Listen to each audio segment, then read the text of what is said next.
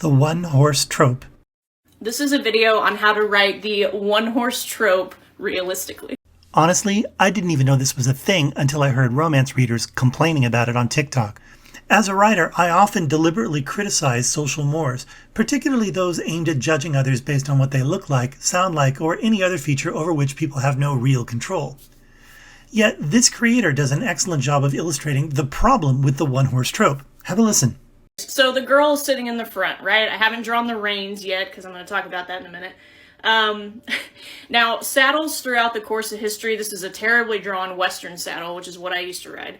But saddles throughout the course of history have one thing in common, really, most of them. You've got something in the front and something in the back to keep your butt in the middle of the saddle, right? You want to stay seated, so you need something behind you and in front of you. And the part behind you is the part that I see not acknowledged in fantasy books.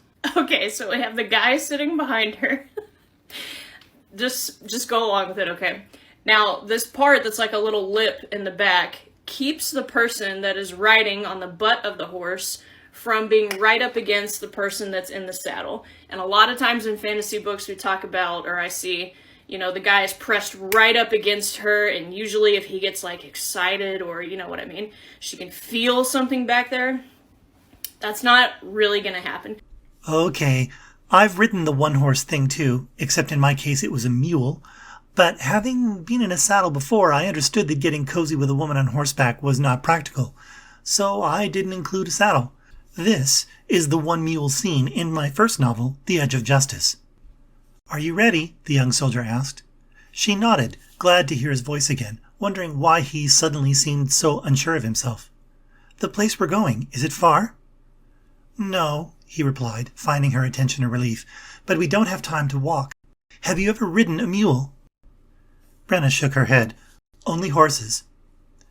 Garrick led her into the cold outside, walking briskly toward the livery, noting that she had no trouble keeping up.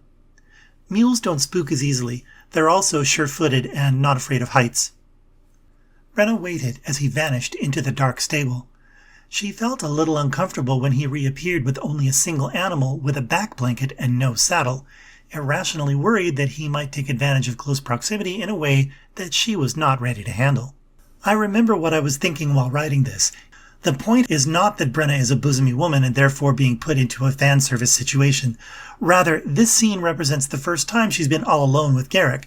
I wrote this to highlight his self-discipline, a feature that Brenna comes to appreciate. The next section illustrates this. Garrick interpreted her uncertain posture and facial expression as disgust. Worried that she wouldn't want to be close to him, the cadet shuffled his feet nervously. "The quartermaster told me that just one will have to do. You can ride, I'll jog alongside." Knowing that she could likely outrun both him and the mule, Brenna shook her head. "It's okay," she replied with a shy smile. "Just respect me." Garrick's heart raced. He felt weak inside. "Let me help you up," he offered. Brenna didn't like being patronized. "I'm not fragile, and I'm not an invalid," she warned. Almost effortlessly, she grabbed the mule's mane and in a gracile leaping motion, swung her leg over its back. Impressed with how easy she'd made that look, he nervously pulled himself up and sat behind her.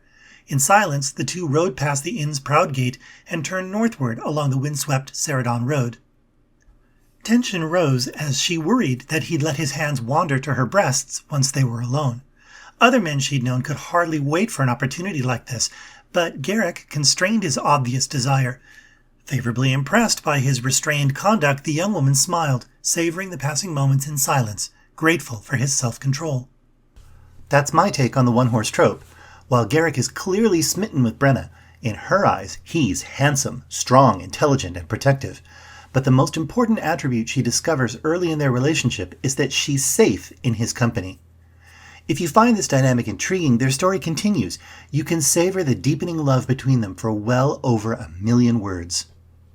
I'm Robert of Devra, author of the Devran Conflict series, a collection of 8 romantic, military-focused, soft science fiction stories. You can find them all at www.newadventure.ca/books. Have a look.